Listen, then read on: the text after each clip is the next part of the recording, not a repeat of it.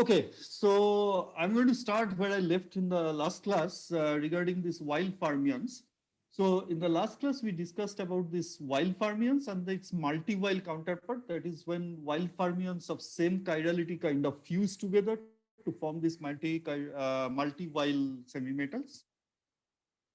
We are going to see, some applications, transport that is, of this stuff. But before going into this, I wanted to sort of talk about one more thing, which is called pseudospin 1 fermion. And the reason I wanted to talk about, first of all, these are theoretical predictions. They haven't been experimentally verified yet. But this is interesting in the sense that it gives you an way of realizing something that you can never do in high energy physics, that is spin 1 fermions. Okay. So here, of course, is pseudo spin because the band index forms the basically the spin part is due to the presence of bands, as I'm going to explain. But the point is that its low energy physics is controlled by spin 1 SU2 matrices. Okay, and you actually never see this for fermions because in actual, so if you were to involve actual spin of relativistic fermions, this would violate spin statistics theorem. Okay, but here since the spin is pseudo spin, you don't really have a problem. And there are certain really interesting effects that come out, which I'm going to sort of talk about. Okay. So what are these pseudospin fermions? So there are a class of crystals known as symmorphic crystals. Okay, so this is a fancy name, but roughly what it means is that it contains. So these crystals have symmetries which are not point symmetries. You know, they are like reflection symmetries or glide plane symmetries and stuff like that. So it turns out that there are several compounds, and I'm not going to, of course, get into the details of the compounds because I'm not qualified to do that. The point is that the band structure calculation in several such material shows that there are symmetry protected crossing. And by symmetry protected, what I mean is that in numerics, they have seen that if they vary parameters a little bit, these crossings do not go away. Symmetry protected crossing between three bands, okay, not two, but three. And this is highly unusual because you know that crossing between two bands is standard. However, crossing between three bands is usually always accidental. And if you change parameters, this crossing is supposed to go away. But here it turns out, and that's why this symmetry properties come in, that symmetries essentially protect these three band crossings. Okay. So if this happens, okay, then the low energy property of the fermions around this clearly requires 3 degrees of freedom. Okay, this is mixing of 3 band degrees of freedom which cross at this point, and therefore they are they correspond to, and so if you call this band degrees of freedom, if you call them as some kind of pseudo spin, then they correspond to S equal to 1. And indeed, as we are going to see, that the low energy effective theory of this fermions around this band crossing can be written in terms of S dot K kind of Hamiltonian, where S is this SU2 spin 1 matrices. Okay, and these fermions have a no analog in high energy literature because in high energy literature where it's real spin, these are forbidden by the spin statistics theory. Okay, so that's the point that I wanted to make. So how do these fermions come about? Okay. Now there are many ways of doing this, and I'm just going to take a simple caricature of this. So let's consider a combination. So let's consider a crystal which has C3Z rotation, that is a rotation by 2 pi by 3 around the Z axis, and a mirror symmetry which is like a reflection symmetry along the X axis. Okay. Now, the point is that these two operators are not simultaneously diagonalizable. Okay, they don't commute with each other. So just to see this, so if you take a generic C3Z operator, and this is from group theory, and I guess some people are familiar, but let me just tell you that C3Z operators in some matrix representation has eigenvalues of e to the power I pi by 3, minus I pi by 3, and 1. Okay. So this corresponds to 2 pi by 3, 4 pi by 3, and 6 pi by 3 rotations. Okay. And Of course, the interesting thing about this is that these three eigenfunctions, let's say psi1, psi2, and psi3, under the action of reflection around the x-axis, these possess some interesting properties. Okay, so it turns out that psi3 is invariant. So mx acting on psi3 keeps it to psi3, and mx acting on psi1 2 essentially transforms them to psi2 or psi1. Okay, so mx acting on psi1 gives you psi2 and vice versa. This one can easily check, but the bottom line is that now imagine that you are on the kz axis. Okay, of course, clearly, this C3z, because it's a rotation around the z axis, any momentum which is on this z axis, that essentially is not changed by this thing. Okay, by a C3z. However, mx of course changes things, and therefore what happens is that uh, there is a twofold degenerate band subspace corresponding to psi1 2 and a non-degenerate one corresponding to psi 3. So on the kz axis, as you see here, there is a twofold degenerate stuff, and this is as a function of kz. This is at kx ky equal to 0, and then there is a oh sorry, this would be -1, and it's a pi rotation. But anyway, so the point is that this one essentially is separate. Okay, so there could be a band gap. Now, if you tweak your band parameters in such a way, and that's what they did in this calculation, the band structure calculation, you can easily envisage that these three is going to cross each other. You can just tweak some parameters to leave this dispersion up and the e to the power I pi by 3 dispersion down. So with and on the kz axis, these are still degenerate.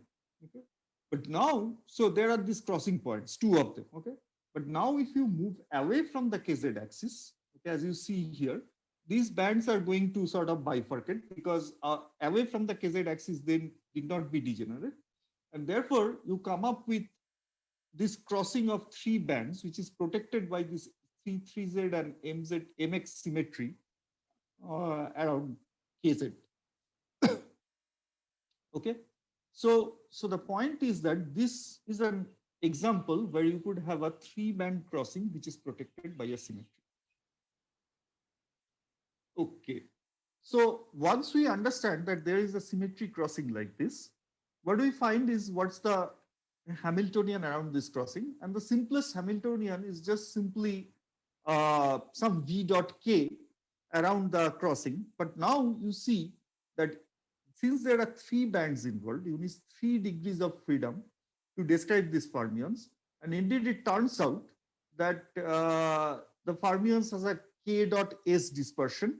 Okay, and this k dot s this s essentially a spin one matrices. SU2 spin one represent. I mean SU2 representation of spin one. Okay. The point is that there are some interesting things that happen with this thing. First, that these matrices are non-invertible. If you closely look at any of these, you are going to see that there is always a null subspace sitting in this matrix. So for example, for the SZ matrix, if you just take the two intermediate intersecting columns, all the elements are 0.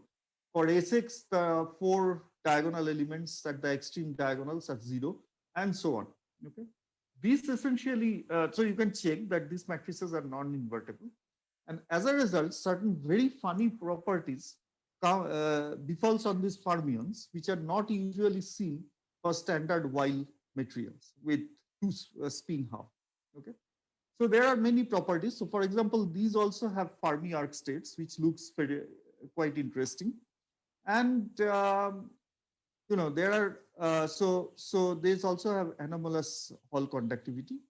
And also, because of this null subspace, it turns out there is always a zero energy eigenstate sitting in the energy spectrum of these fermions, and that's a flat band. Okay, so for any spin one thing, you're going to have one positive energy state, one negative energy state, and a zero energy flat band, and that's a generic structure of this pseudo spin one Weil fermions. And in fact, it turns out that if you have a matrix which corresponds to 2n plus one dimensional fermions, where for pseudospin 1 n is 0. Okay, you're going to have n positive energy states, n negative energy states, and one zero energy. So this zero energy always comes because of this null non-invertibility of this S matrix, because they host a null space. So that's the standard thing about these fermions. Shortly, I'm going to discuss about transport for the pseudospin 1 fermions, but there I'm not going to talk about this flat band. What I'm going to talk about is that I'm going to consider a system where the conduction band is at positive energy. Okay, and all the physics happens around this conduction. So that's the stuff. Okay. So, so the point is that these while and multi-while semi-metals are interesting from two perspectives. For the while semi-metals, it turns out that it's the tabletop representation of while physics, which is usually not seen so easily in high energy stuff. And for this pseudospin 1 stuff, this is representation of a class of fermions with dispersion, which is typically not seen in high energy physics. Okay, so that's the bottom line. So any questions?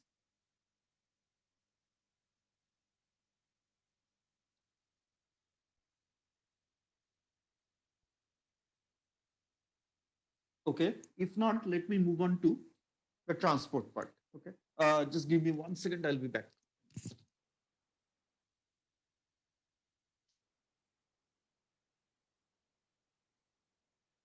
So, okay, so this transport part of while stuff, okay, so this hosts a new class of phenomena, which I'm going to sort of allude to now. And this phenomenon sort of manifests itself in many different aspects, okay? But I'm going to take the simplest possible realization, which contains a while semi-metal and a multi-while semi-metal, both normal metals, put next to each other. But before that, there have been several works on these junctions of while semi-metal, where there is a normal and superconducting junctions, and superconductivity is typically put in on this while semi-metal by this proximity effect, like we looked at for surfaces of topological insulators and stuff, but here it's a 3D thing. And it turns out they showed oscillations, of tunneling conductance as a function of the barrier potential, which is similar to what we saw for the 2D topological systems. Okay, this was done by Zhang et al. And this is a PRB in 2018. So this is interesting, but I'm not going to talk about it more because, at the end of the day, the result is not too different from two-dimensional topological. What I'm going to talk about is about, two. So let me just give you the geometry first. So I have two semi-metals, one of them while, which is in region 1 and 2, and a multi-while, which is in region 3, which are put next to each other. And in region 2, I put in a potential, which is U naught. Okay, so this is the Hamiltonian. Okay, so typically, if I think of a transport problem in this system, so I would think that our electron can approach from the left and get reflected from this region 2, and there would be left and right moving particles in region 2, and there would be some transmitted particle in region 3. Okay, so psi 1, the wave function in region 1, is given by the superposition of the reflected and the incident electron. That's psi 1 R and psi 1 L. And psi 2 contains right moving, which is R, and left moving, which is L, propagating modes. And psi 3, of course, has T here. Okay. Now the question is, what is so interesting about it? What is so interesting about it is that if you try to calculate this psi right moving and left moving by solving the while equation, okay, it turns out, and there are many interesting properties here, but let me just point to one particular thing.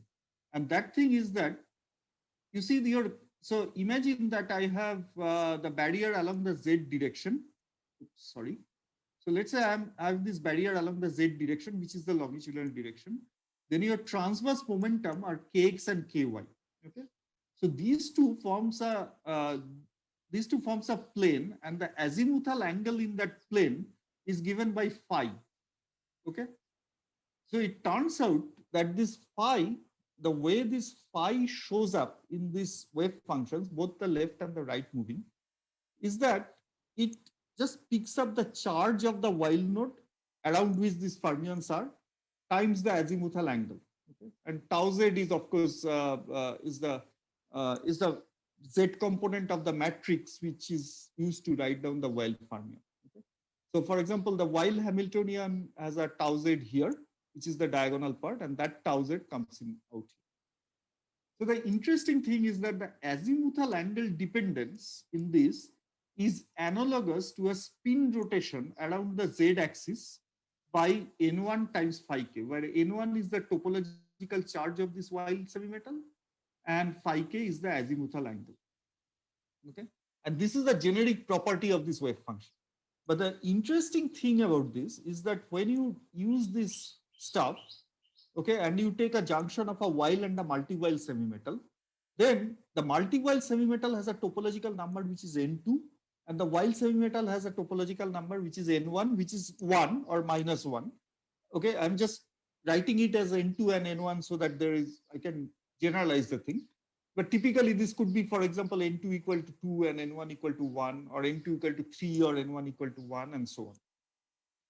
Now, because of this fact that the azimuthal angle dependence is just a spin rotation, when you try to solve for this, for the transport in this material, these are some consequences. So before that, how do we solve for the transport? We do the same thing. We take the wave function in the region 1 and match boundary condition at the two ends, that is at z equal to 0 and z equal to d, and try to find out the deflection and transmission coefficient. Once I found out the reflection coefficient, I can form the transmittance, which is 1 minus mod r square. And then I sum over all transverse momentum, which is summed over the magnitude of this transverse momentum, which is this kdk integral. And of course, the azimuthal angle, which is this phi k. Okay. So is this part clear, or is there any question regarding this? Anything which is unclear, anything which I need to explain?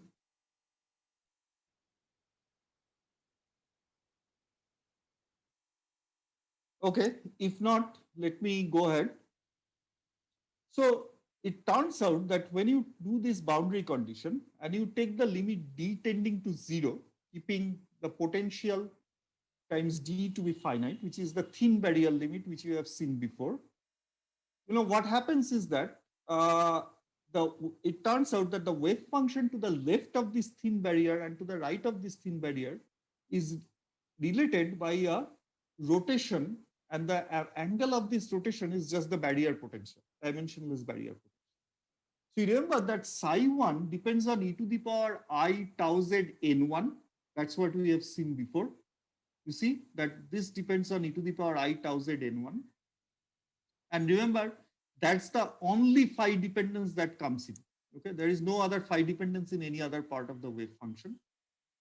And psi3, which is the region right next to the barrier, they depend on n2 times phi k. Okay. Therefore, if I combine this here, this means that the phi dependence of the wave function would be n1 minus n2 times phi k plus 2 chi. Okay. That's the typical phi dependence that will come in. And that comes as a phase with a tau z. So it means that this boundary condition essentially means that you find a rotation around the spin z-axis, okay, by an amount n1 minus n2 phi k plus 2 chi. Okay. This essentially, so this is the transmission for you, where A, B, C, of course, are normal functions which one can calculate.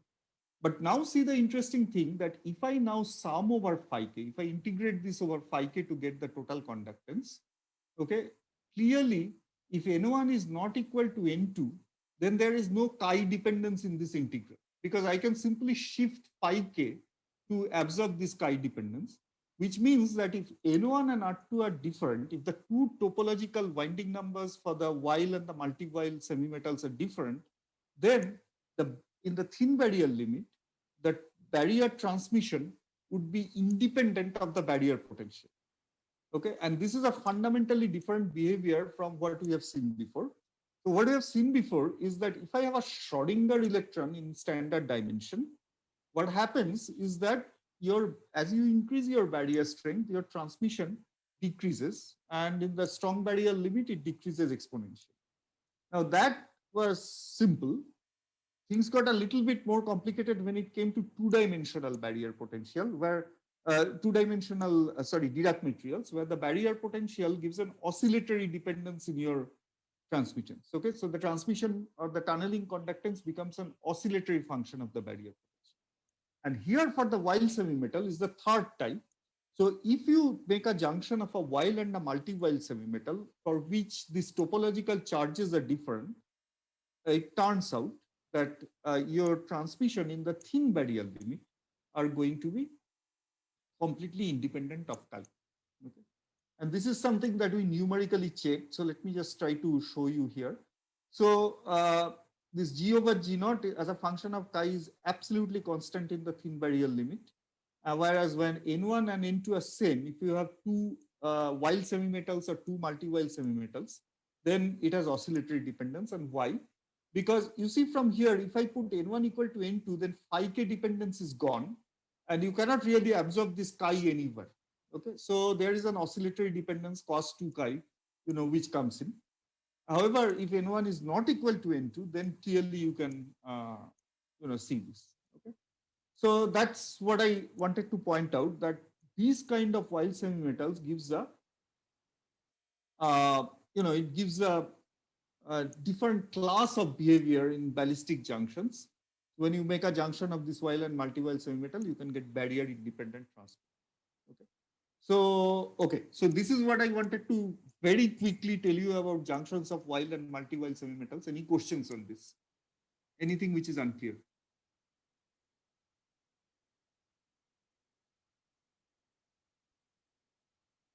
Hello, sir. Yeah. Does here the bands really play a role, as you previously discussed? The bands? Yeah. Yes. See, the bands have to cross, right? And once they cross, around that crossing point, you have this Weyl physics. So the role of the bands, of course, is to cross, and that crossing has to be protected by symmetry. But then, of course, when you are talking about the low energy physics around those bands, you forget about the details of the band, and then, the low energy physics is just by this Weyl stuff. Also, sir, does the multi-Weyl semimetal and semimetal have the same Weyl nodes? No, the multi-Weyl. So in this simple calculation, what we have done is to take, two nodes each for the Weyl and the multi-Weyl. Okay. But the multi-Weyl semimetals has a different topological charge compared to the Weyl semimetal. So for example, Right. Yeah, sorry. So basically, they are in the same point in the momentum space. The multi-Weyl semimetal node point and the. No, that's not necessary, but that depends on your calculation. Here, for simplicity, we have taken them to be at some k naught, etc. Okay, but in principle, you can have them at different points, and then you have to modify the calculation accordingly. Oh, okay. Okay. Here, of course, you see the point is that the geometry that you typically consider, it's not very easy to make junctions out of a Weyl and a multi-Weyl stuff. Okay. So the easier thing to do is to take a multi-Weyl thing, and then you apply a strain on one half of the sample. If you apply a strain, what happens is that these Weyl nodes split, and they are essentially, there are n number of single Weyl nodes in that region. Okay, and then if you make a junction, you could think of having a Weyl and a multi-Weyl. That's just a very cartoonish way of doing things. But of course, there may be other ways of making junctions. But the point is, in that geometry, at least, you are going to have things exactly at the same Right, sir. And in that case, N1 can never be N2, right? When you apply the strain to split the Weyl mode. No, they are not going to be, because the Weyl nodes are going to split, and the sum of all those N1s are going to be N2. Each N1 is going to be different. So, for example, if Right. a coalition of two Weyl nodes to form a multi-Weyl, and if we apply a strain, then you will have two Weyl nodes, which each with N1 equal to 1. They will add up to 2. Right. Okay. Okay. Any other questions?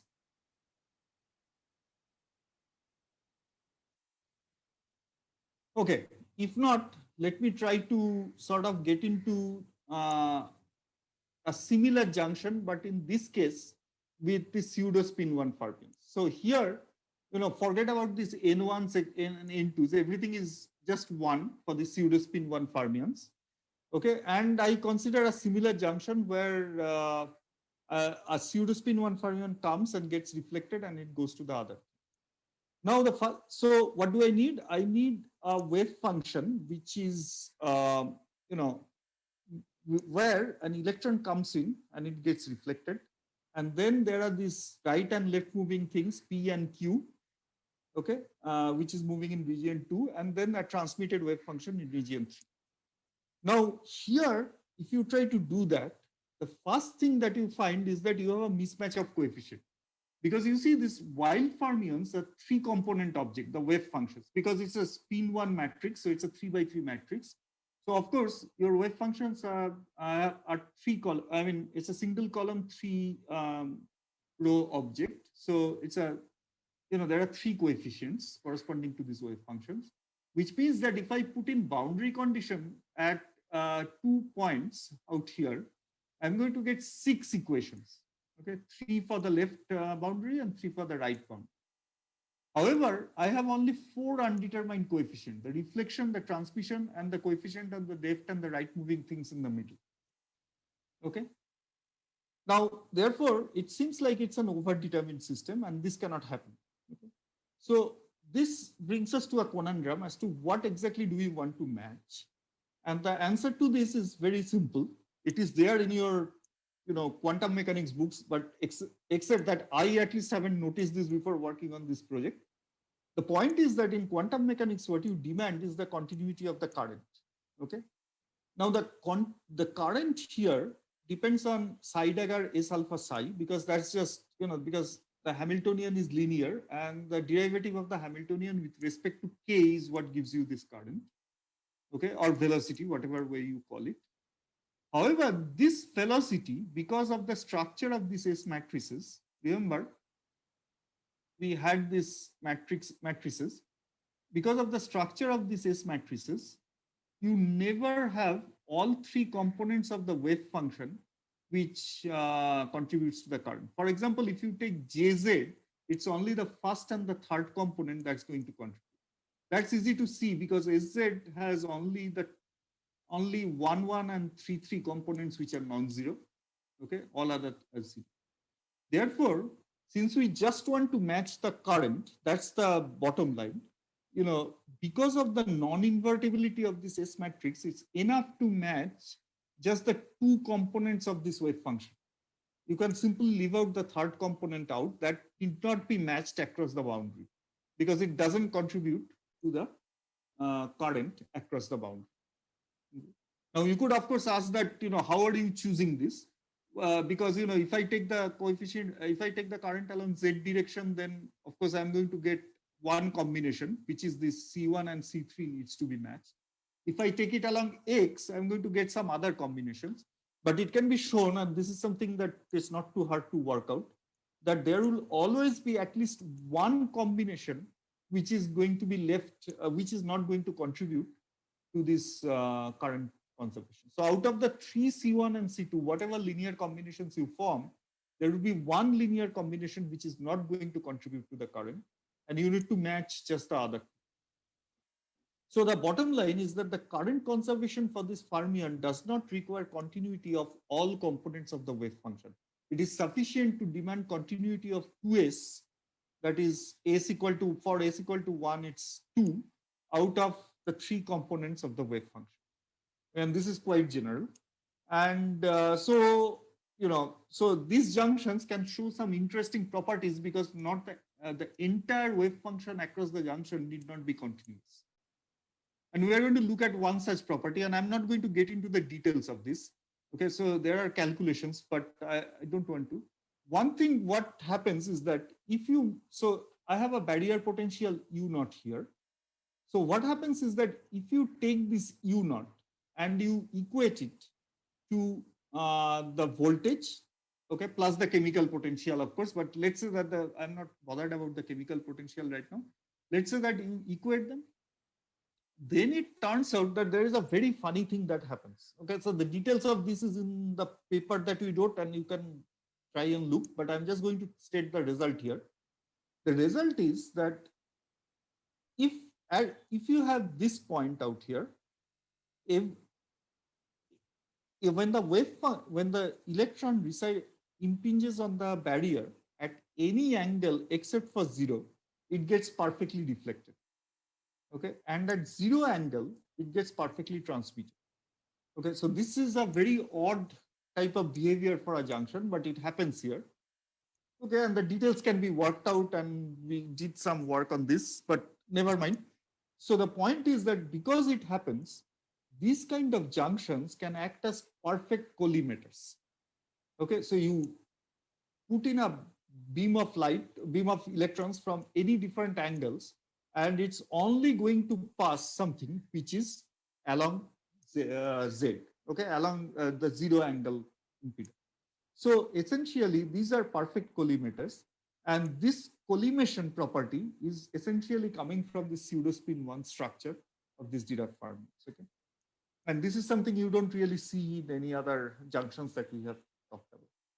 Okay, so here is a plot that one does. So here you see that I plot this as a function of EV plus mu L minus U naught. Okay, and this is a plot of the tunneling conductance. Okay, and you see that for these are for different values of parameters, never mind. But at this EV plus mu L equal to U naught, you see that the tunneling conductance dips to zero. Well, you cannot really distinguish between tunneling conductance of zero with tunneling conductance of just one mode. And therefore, it looks zero. But the point is that, at this point, everything is cut. So this can, of course, act as imperfect switches as well. So if you tune this barrier potential, you can get a switching effect because it's going to cut most of your current. Okay. So this is what I wanted to talk about. And okay, so I think I'm going to end the topological part of the course with this. So to summarize, we have looked into various systems which have topological characteristic, starting from vortices in superconductors all the way till the pseudospin 1 fermions. And these include graphene, topological insulator, wile and multi-wile semimetals, and this pseudospin 1 stuff. And of course Majorana Fermi modes in superconductors. And we have seen that there are various ways in which this leaves their imprint on the dynamical properties of the system, such as transport, and also on Josephson effect and stuff like that. And I have only discussed mainly transport. One of the reasons, of course, is that I have been actively working on this, but there are also other properties which are very, very interesting. And so the point is that where do we go from here? The answer to that is that the field has already moved on, and now we have something called what is known as second order topological materials, where some property of the bulk. So imagine a 2D system. So in a typical topological material which we have discussed, the property of the bulk leads to a property of the edge. Whereas in the second order topological materials, which are actively under research, the property of the bulk leads to a property in the corner. Okay, so it's two dimensions lower than the bulk. Okay, similarly, if you have a 3D topological system of this sort, 3D second order topological insulator system, then what you find is that the property of the 3D bulk leads to some interesting topological states at the edges of this, let's say, a cubic crystal. Okay, and these are called hinge states. Okay, typically. So these are, of course, new things that people are trying to look at. Another thing which I have not going to cover in this course is that topological properties can also be manufactured by driving this system, and typically by shining light on them. And there has been a huge body of literature now on topological materials, which has where the topology comes due to out of equilibrium situation, not due to band structure. Okay, and that forms another direction of future research. So I think I'm going to stop here regarding this part and start very basic introduction of the ultra cold atoms, which is the next 2.5 lectures. So any questions regarding this, I can take it now.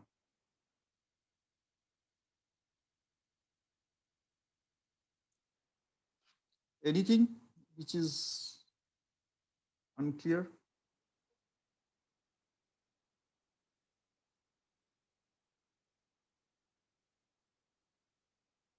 Questions? Okay, if not, let me then start this other part, which is this um,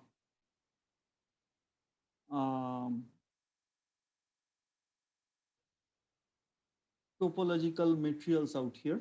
Sorry, the ultra cold atom part out here. So in the next 2.5 lectures that I have, what I intend to do is to introduce the physics of ultra cold atoms. And the reason why I want to introduce this is that you see that typically when we take so what was the basic goal of condensed matter physics in the last decades is to understand the ground state properties of materials and basically pick out the relatively universal phenomena in this kind of things. So for example, we have looked into superconductivity, we have looked into charge density and spin density waves, and these together forms a broad class of symmetry broken phases of matter, for example. Okay. So looked into basically transition of matter from one state to another, and that goes under the broad classification of phase transition and quantum phase transitions. We have looked into what happens when there are disorder in the system, and that has given rise to localization and nowadays to many body localization phenomenon.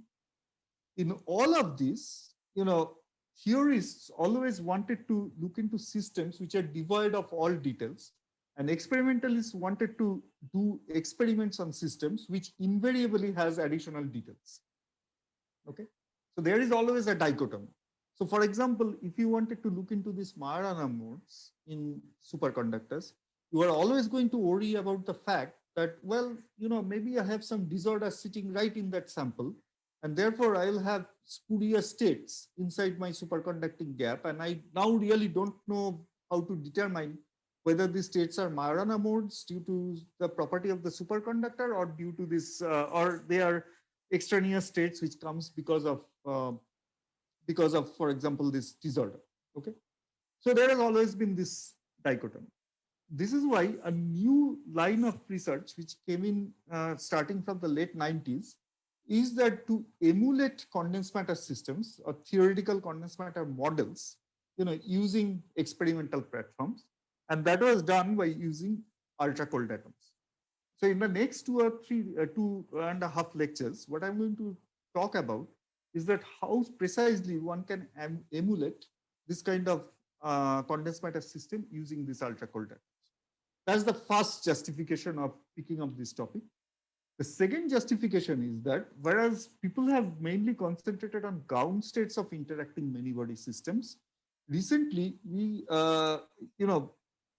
condensed matter physicists, at least a group of them, have got interested in what happens in the dynamics of this kind of systems.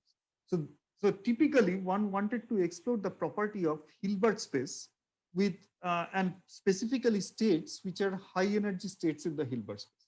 And these, as I'm going to sort of point out in probably my last lecture, have a completely different set of properties compared to the ground state of your system.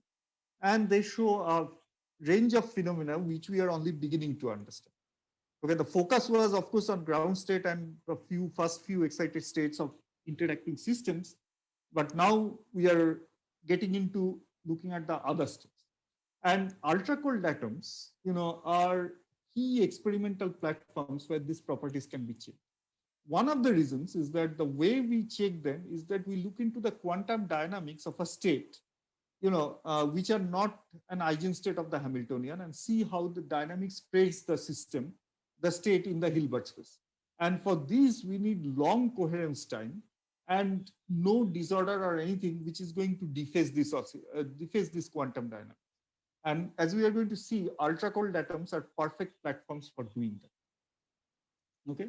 So with these two justifications, let me just try to sort of bring in this emulator of, so the emulation aspect of this ultra cold atoms. Okay. So, okay. So ultra cold atom comes with this, phrase ultra cold. And so the question is, how cold exactly is ultra cold? Now, and this would be probably a bit fascinating to the students. So when it comes to cold, so I sitting in Calcutta would probably say that, 10 degrees means I bring out my sweater. Whereas of course, somebody in Antarctic who is working on their experiments is going to say that it's a very warm weather. So these are relative, okay? But when it comes to properties of objects, you see, water freezes around 273 Kelvin, liquid nitrogen around 77 Kelvin, liquid helium around 4 Kelvin, and these are basically temperatures that you can attain in a standard lab, provided your helium supply is running all right. Okay. However, so the microwave background radiation has, I guess it's 2 point some Kelvin temperature. Okay, which means that space is really, really cold. Okay. But with the techniques that came out in the late 90s, with this laser cooling and stuff, you could achieve temperatures which is order of tens of nanokelvins. And I think people have now reached about a nanokelvin or something like that. Now, this is by far the coldest known place in the universe because outer space is much hotter compared to this. Okay? Now, before going into the details of how one achieves that, let me just point out one very interesting fact which used to puzzle me the first time I heard this. And then after I heard a talk by Emmanuel Bloch, everything became very clear. But the point is that, look, I mean, suppose I have this temperature about 10 to the power minus something Kelvin. How on earth would you measure it? You cannot really stick in a thermometer out there. It's going to simply heat up the whole system. And nothing works at that temperature. No thermometer, mercury, alcohol, blah, blah, blah, whatever you use, nothing works at this temperature. And so how do you measure this? And this is where statistical mechanics come in. So if you take a bunch of bosons, okay, and you put them in this temperature, they are surely going to form a Bose-Einstein condensate. So if you look at this Bose-Einstein condensate, and you look at the momentum distribution, how the momentum of this Bose-Einstein condensate happens. So you know that Bose-Einstein condensation leads to a state of matter where the bosons are all clubbed into the lowest momentum and lowest energy state, which is typically the k equal to 0 state, the zero momentum state. And therefore, if you look at the momentum distribution, you're going to get a central peak, okay, and the rest of it is almost zero. That's the rightmost thing, which is where the Bose-Einstein condensation is formed. Now, if you are at really very, very close to a zero temperature, of course, you can never at an absolute zero, but if you're very close to it, almost all your atoms are going to be in this peak, and this will look like a delta function. As you increase temperature, the thermal effects are going to push some atoms out of this k equal to 0 state, and therefore, the width of this peak of the momentum distribution happens to be a measure of the temperature of the system. So a typical way, at least in the early days, for people to measure the temperature of this Bose-Einstein condensate is to take a bunch of bosons, okay, and you cool them, and then you measure, and I'm going to show how exactly they measured this the width of this central peak. You measure the width of this central peak, and then after destroying the system, what the temperature of your system was. And people have seen that they could achieve of the order of tens of nanokelvins. Okay, and this, of course, is easier said than done. But they have some very elaborate fitting parameters for different, Bose-Einstein condensate, taking into account interactions and blah, blah, blah. And they can get this very accurate. Okay? So this is how thermometry is done in this kind of cold atom systems. So the next question, and probably the first question that comes to one's mind, is that how the hell do you cool this? Okay, so the way to cool this is the following. So the first thing you do is to get a bunch of atoms from whatever source you have, ovens or things like that. Okay, and typically people work with these 87 rubidium atoms, and because these are one of the simplest atoms to work with for several reasons, let me not get into the details of that. But then you basically cool them to whatever temperatures that you can by standard means. Okay? And then this atom forms a blob out here, which is held in its place by some external traps. The next thing that you do is to apply laser fields to these atoms from all 6 directions. Okay? Now, what does this laser field do? Now, this laser field, and this is what this gentleman, forget the name now, uh, Williams, who got this Nobel Prize for doing this Doppler cooling, uh, did. Essentially, he figured out that if you tweak the frequency of this laser so that they are just rate detuned, corresponds to these atoms. And what does this mean? So every atom has a resonance frequency with which it can absorb laser. Okay, and that resonance frequency is very well known for these 87 rubidium atoms. Now, if you tune, so they put these lasers in such a way that they tune their laser frequency to be just a little bit below than corresponding to this atomic frequency. Okay, so that if the atom moves towards the if the atom moves towards the photon coming from the laser, then it sees a frequency which is close to its resonance frequency because of Doppler effect. Because if if they move towards each other, then Doppler effect is going to give a blue shift, which will partially compensate for this detuning. However, if they are moving in the same direction, if both of them moves in the same direction, then of course, they see a red shift, and therefore they don't absorb this photon so much. So by doing this detuning, they can make the atom preferentially absorb the photon, provided it's moving towards the photon. Is that part clear? That's the first step. Any questions on that? Anything which is unclear?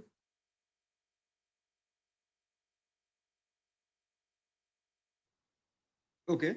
If not, let's come to the second step. So what happens when these photons and the atoms collide? The atoms absorb the photon, and therefore what happens is it dumps its momentum on the photon. Okay.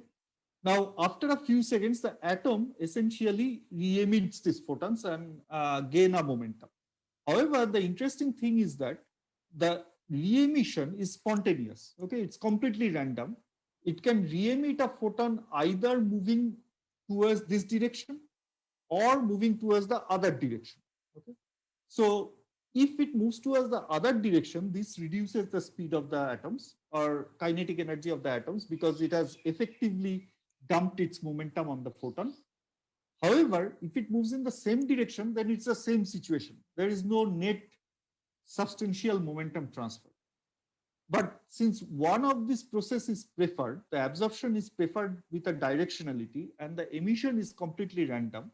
After many such absorption and emission, on the whole, the photons lower the atoms lower their kinetic energy because it dumps its momentum preferentially to this photon.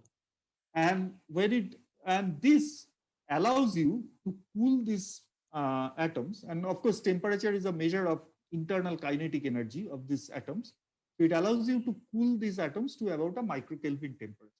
But after that, it doesn't cool anymore because it has reached thermodynamic equilibrium with the existing photons, surrounding photons. Okay? So that's the Doppler cooling of atoms. So preferential scattering, where this Doppler shift is, preferential scattering by opposite moving photons and atoms, where to bring this preferential scattering, you use Doppler cooling. Okay? So that's the first step. After you have gone to this microkelvin temperature, what one does is that they put these cold atoms, these optical molasses, into a magnetic trap, which is shaped like this. Now, this magnetic trap essentially tells you that because this axis of the magnetic trap is also the axis of energy, the atoms which are towards the top of the trap, they are going to see, they are going to have a larger energy. And so if you slowly reduce, almost adiabatically reduce the height of the trap, the atoms at the top are going to fly away from the trap, which essentially means that on the average, you are going to lower the kinetic energy and therefore temperature of the rest of the atoms. And this means that this phenomenon is known as evaporative cooling, because this is exactly how a cup of coffee gets cold. The energetic atoms at the surface just moves out, and therefore the this evaporation essentially cools the rest of the coffee. And therefore, this is known as evaporative cooling.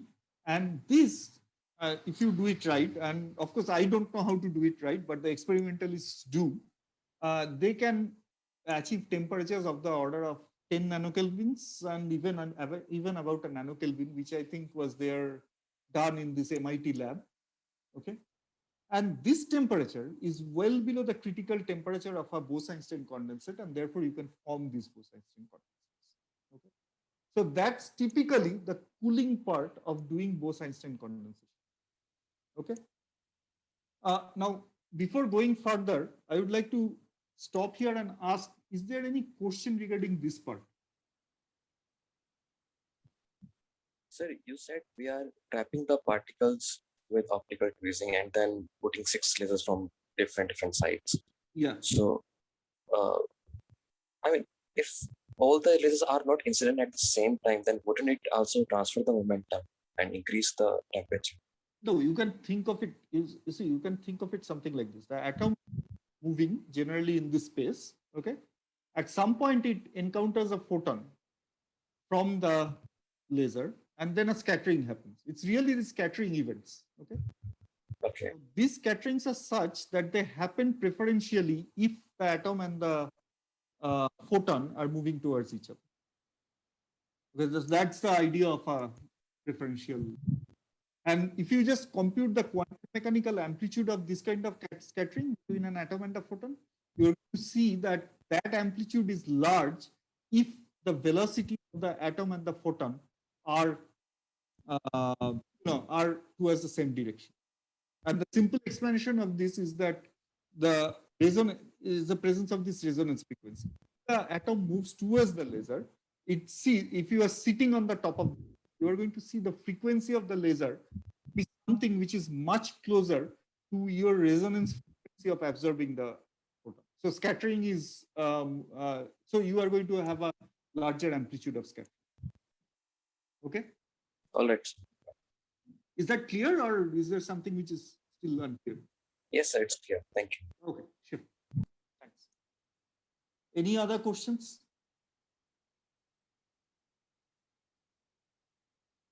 Okay, if not, let me get into the other part, which is the next step. Now, to emulate strongly interacting system, having this BEC is not enough, because BECs are, of course, very interesting systems, but they are not strongly interacting. Now, to have and have strongly interacting system, what experimentalists did was to put further laser lights. So what they do is that they apply counter propagating lasers with same frequency and given wavelength, which they know how to determine, and they apply them in opposite direction. Okay, which means that these are going to superpose with each other and form a standing wave of light. Okay? So this is typically saying that you are putting a right moving and the left moving wave together, and they form a standing wave pattern. That's standard. But what does the atom feel with this standing wave of light?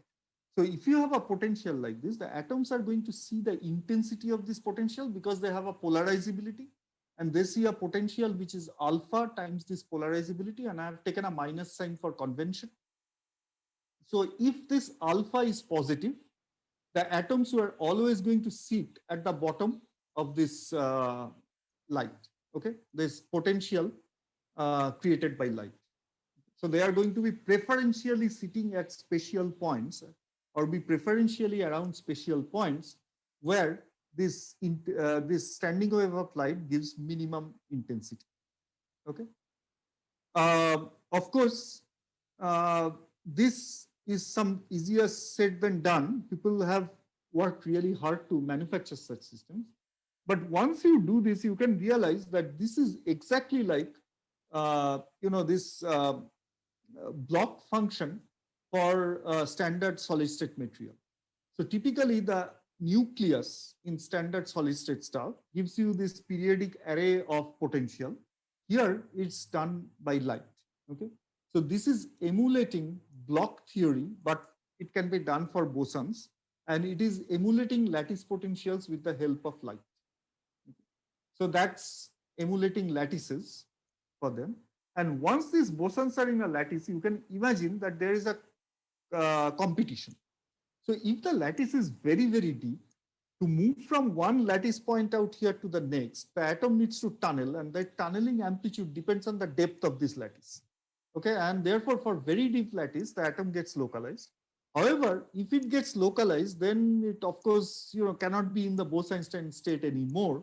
And so there is a competition between this Bose-Einstein condensate and localized state of this bosons, which is what we're going to see next. But any questions regarding this? Okay, so to find out what the state of these atoms are, I'm going to sort of show you a set of pictures which tells you how one measures this the state of this atom. Of course, when the atoms are all inside this optical lattice and the trap and everything, you cannot really take a picture. Well, now you can, but in the initial days you couldn't. So what people did is to measure the momentum distribution of the atoms is a very ingenious technique. So what they did is that they prepared the system. Okay, they allowed it to be on the ground state, and then what they did is to just let all the traps and the lattice just go. So you switch off everything, all lasers, all traps, etc. So what would the atom do? It was sitting there with an average velocity v, and now it suddenly sees that there is nothing, okay, to hold it back. So it's just going to have a free flight, okay, and its velocity of that flight is going to be determined by the initial velocity of the atoms when it was in the trap. So this is like a sudden change in your quantum state, and the atoms just expand. So and then so when it expands its size, of course, the size of the atomic cloud grows. And what this experimentalists did is to picture this cloud on a 2D surface, namely a camera film. Now, therefore, you see that because during the free flight, the position of an atom, the velocity of the atom inside a trap decides the position of the atom on this 2D surface, because it's the initial velocity which determines how far the atom is going to move. Therefore, the position distribution of this on the camera film essentially gives you the momentum distribution of the bosons inside the trap. The velocity distribution is same as the momentum distribution. So this is an ingenious technique of converting the momentum distribution function to a position distribution function. And that's how people used to measure this kind of stuff. So here is some cute pictures. So this is the case when the optical lattice is very, very strong. Okay, and this is from this Emmanuel Bloch's paper in Nature in 2002, where they did this experiment, and where you see that there is no peak, and it seems that all the atoms are essentially distributed in in momentum space, which means from Heisenberg uncertainty principle, you would expect them to be very well localized in real space. Okay. On the other hand, you see that here the atoms are distributed in various tiny pockets in momentum space, which is at k equal to 0 and then fringe momentums. And that's because of the reciprocal lattice vector due to presence of a lattice. And this means that they are delocalized in real space. Okay. So the momentum distribution function essentially gives you a localized momentum distribution function means delocalization in real space and vice versa. Okay. And so what you see on this camera films out here essentially is a reflection of the momentum state of the momentum distribution of these particles. So is this point clear, or anything else which is which can needs to be explained again? Questions?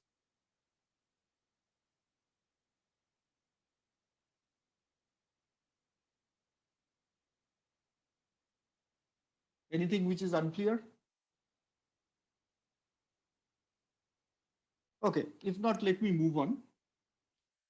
And here is the basically an experiment which got everybody's attention. And the reason is that it's one of the first uh, experiments showing that optical lattice system can lead to change, can capture change in state of matter. So let me try to explain this experiment to you. So what they did is that they first prepared this optical, so they first prepared these atoms in a trap and cooled it so that it's in a Bose-Einstein condensate. Then they ramped up their optical lattice to a strength of Vmax, which is written as V naught out here. Okay? So this strength could be very large, which is 20 times some natural energy scale. I'm going to come to this in a moment. Or it could be very small. Okay? It could be zero. But this is ramped up within a 20 millisecond time. And then the system is allowed to equilibrate for another 20 milliseconds, sorry, 80 millisecond time. And then the system is allowed to equilibrate for another 20 milliseconds.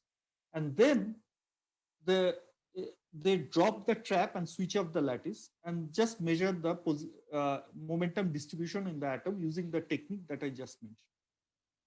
Now the question is, what is this ER out here? This ER is typically called the recoil energy, but really it's the basic energy scale that you can construct out of the wavelength of the laser of this optical lattice, which is this lambda, and the mass of the atoms.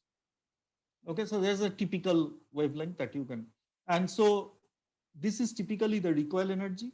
And if V is large compared to this recoil energy, it means a very strong optical lattice. And if it is small compared to the recoil energy, then it's weak optical. So this measurement is done. And what one shows is that at zero, if you didn't put the lattice at all the, all the bosons are localized at the center momentum, which is at k equal to 0. And its width, of course, tells you about the temperature of the system. Okay. And then if you switch on this lattice, you see that the central peak remains. Okay. But you have additional peaks because now you have reciprocal lattice vector where the bosons can concentrate. That's the typical property of a Bose-Einstein condensate on a lattice. It can be on at k equal to 0 or k equal to some reciprocal lattice vector. Okay. Now it turns out that around this 14 year, the central peak vanishes. Okay, and here for V naught greater than 14 year, you see that the bosons are completely distributed randomly in momentum space, which means that they are very well localized in real space. Here, however, they are very well delocalized in real space. Okay, they are concentrated at k equal to 0. So this is clearly a delocalization to localization transition that is happening at as a function of this potential. And this, it turns out, is one of the first seen clear examples of a quantum phase transition in this kind of systems. Okay, so this is the experiment by Greiner and co-workers. Okay. So any questions regarding this?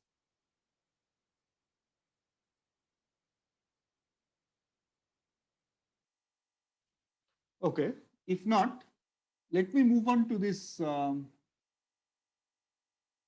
Let me move on to this thing. How do you model this?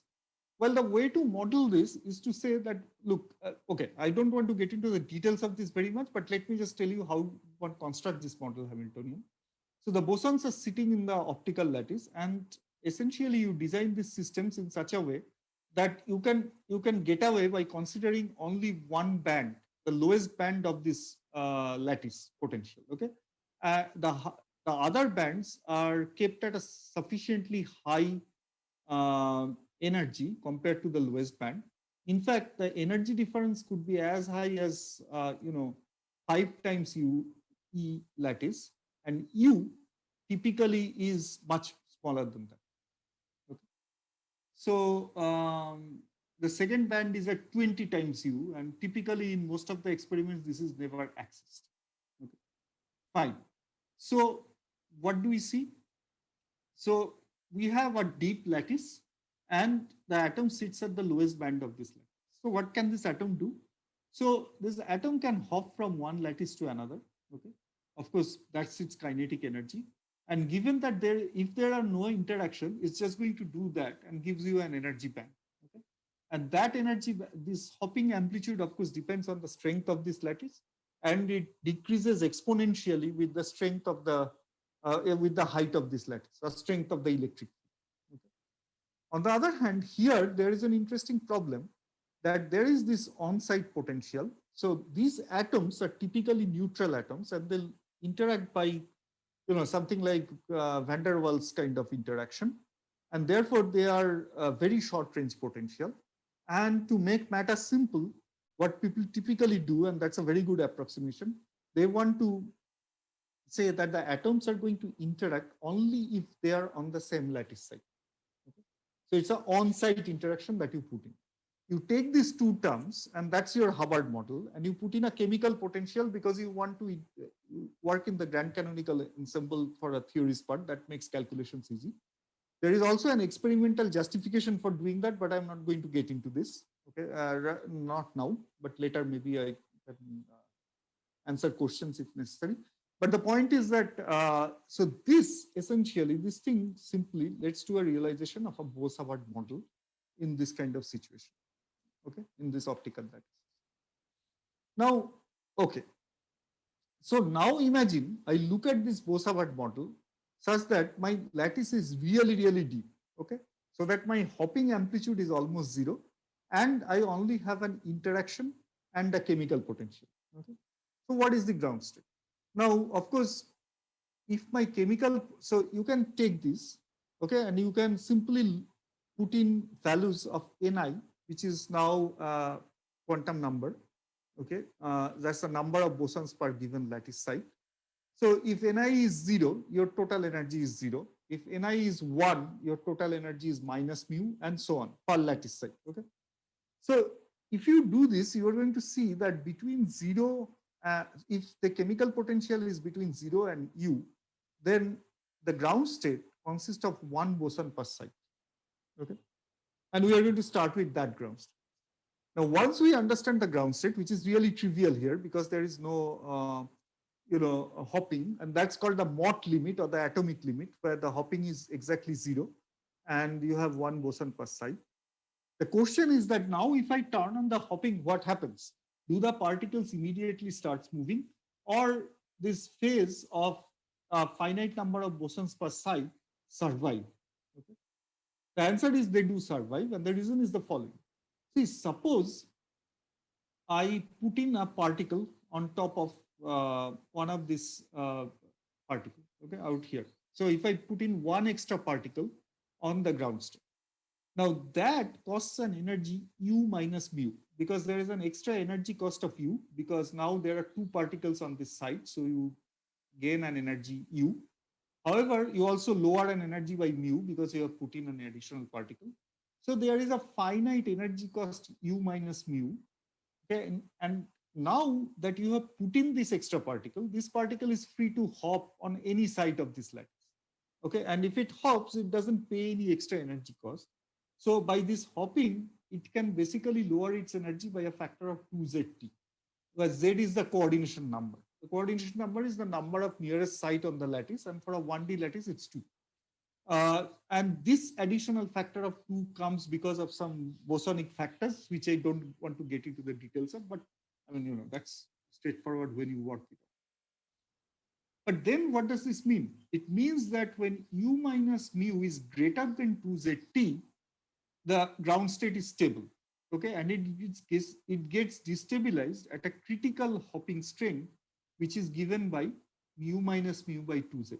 At this point, the energy of this excitation becomes negative, which typically means that you have started with the wrong ground state for doing your energy calculation, which typically means that your ground state has destabilized. Okay, it's unstable in energy. And then you can do a similar thing by removing a particle. If you remove a particle, it's cost and energy mu because you have one particle less. And of course, this hole now can move from one side to another, which means that there is a mu minus zt. This factor of 2 is not there. And this, of course, is again comes from these bosonic factors.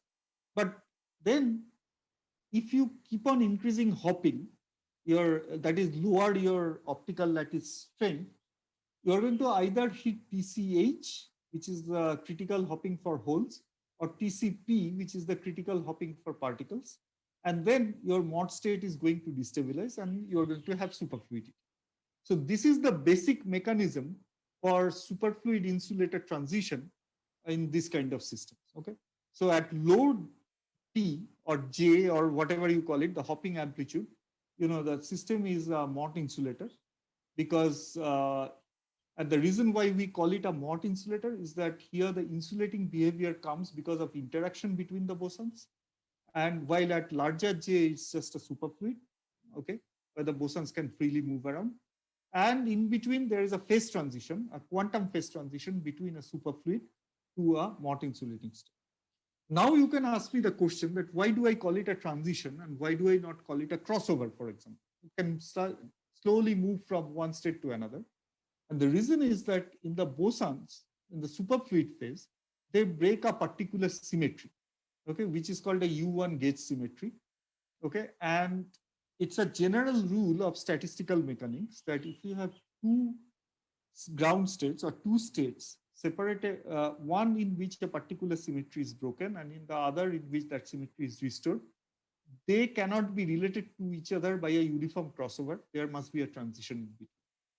Okay, that's a general thing that you can think of. So just as an example, think of an Ising model where you go from a paramagnetic to a ferromagnetic phase. In the ferromagnetic phase, you can have two possible states, one all up and the other all down. So that's a symmetry of your Hamiltonian.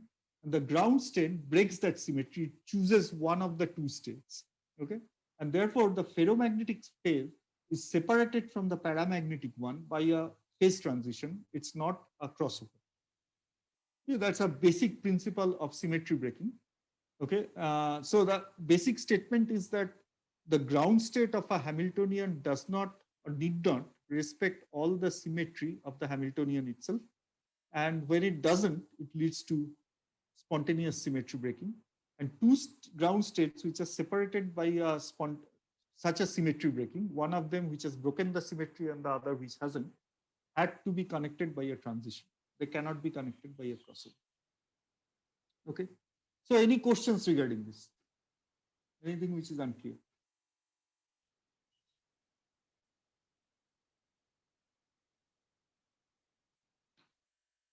Okay, if not, then okay, I have 10 more minutes, so let me go ahead with this.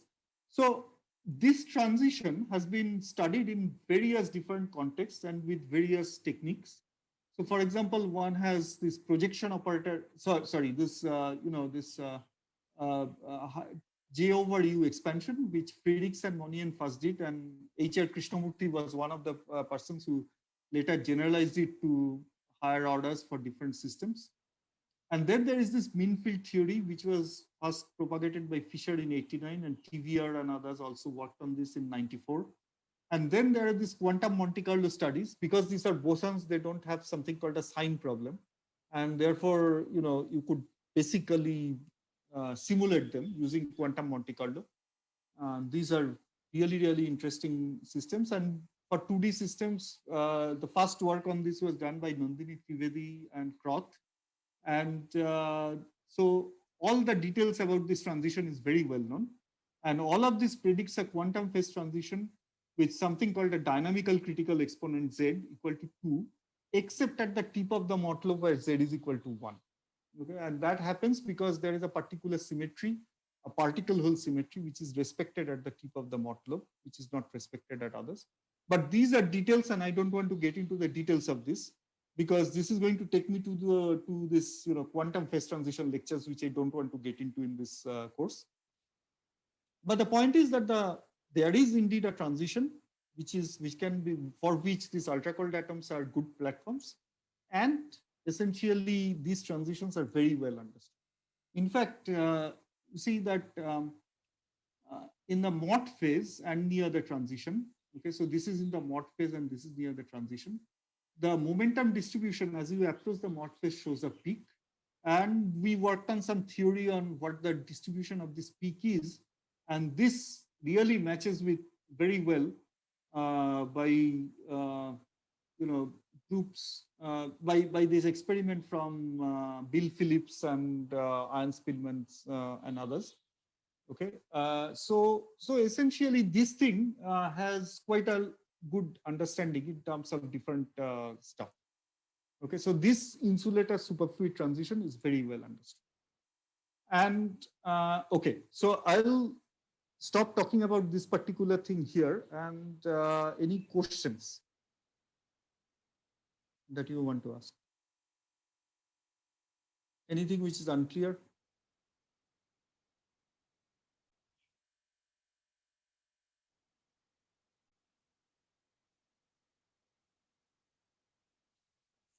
Okay, so let me go to the last topic, which will take about 5 to 10 minutes. So, and that is a very interesting aspect of these ultra cold atoms, which sort of pokes at our understanding of gauge fields and gauge physics, as in high energy stuff. And that is using this optical lattice stuff and some lasers. You can manufacture something which is similar to synthetic gauge field. But before that, you see, I would like you to remind what gauge field does. So if you put in an electric and magnetic field, in quantum mechanics, they enter the Schrodinger equation through vector potential, okay? And any momentum P gets shifted to P minus A, where A is the vector potential. So if you can measure something, manufacture something which gives you a shift in momentum, okay? This means that you have effectively manufactured a gauge field, at least vector potentials for a gauge field. And that is what this synthetic gauge field manufacturing is all about. So how do you do it? And I'm going to do this very briefly. So what happens is that you have a BEC and a particular type of BEC, which is 87 rubidium again. Okay, and then you apply linearly polarized Raman beams. And this is apart from any kind of trap or lattice that you have in the plus y plus x and y minus x direction. Okay, so the energy levels and their detuning for F equal to 87 rubidium atoms are follows. So it's a spin one, F equal to 1 system. So there are 3 energy levels like this. Okay, and these lasers are detuned so that these dotted lines are the energy difference between the lasers. This difference is the laser frequency and this delta is the detune. Now, the point is that now you can take this laser plus atom system and apply something which is called the phenomenology of dressed Hamiltonian. And this is what, Cohen Tanuji and Bill Phillips and others developed to understand the effect of lasers on optical lattice. So what they do, briefly speaking, is to write down the states which contains, which is described by the momentum of the atoms out here, okay, and the number of photons typically in the state. So this is a composite of a number of photons coming from the Raman and the momentum state of the atom. So 1K essentially means that there is one photon out here and there is one atom in the momentum kx minus 2kl, for example, out here. And then there is a 0kx, and it turns out that if you cleverly design your laser, these 3 states forms a closed subspace with the Hamiltonian like this. And when you diagonalize this, you find that in the presence of this laser, what was this gray line previously was the bands, okay? So the dispersion of the bands. And now it has shifted, okay? The lowest band has shifted so that its minimum is at a finite value of momentum. This means that you have been able to shift the momentum of these atoms by a constant shift, okay? And consequently, you have created a vector potential for neutral atoms. Remember that these atoms are all neutral and therefore normally they don't see electromagnetic vector potential, but this is a synthetic vector potential that they see because the effect is indistinguishable. You see, if you put in a, so if this were charged and if you put in a vector, a electric field or a magnetic field, you are going to see just a similar shift.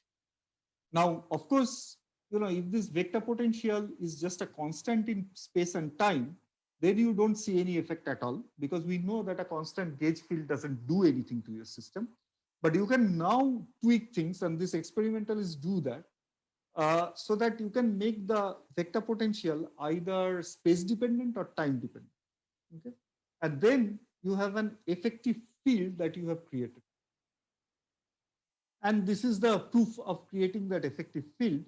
What they did is to look at a BEC where they have turned in this laser, and they see that with the increasing strength of these lasers, which is increasing strength of this vector potential, which they make spatially dependent, so that they have essentially an effective magnetic field coming from the spatial dependence. You see that they see these vortex patterns. Okay, these dark spots are these vortex patterns that you have in your BEC. So clearly, this is like putting a magnetic field to this BEC. But remember, these BEC are of neutral atoms, and normally you are not supposed to get this by putting in a standard magnetic field because these atoms simply don't couple to magnetic fields. Okay, but these lasers then effectively gives a synthetic vector potential. Also, there is one difference with the standard vector potential. Here, there is no gauge freedom because here you are manufacturing the vector potential in the laboratory. It's not like you are creating electric and magnetic fields in the laboratory.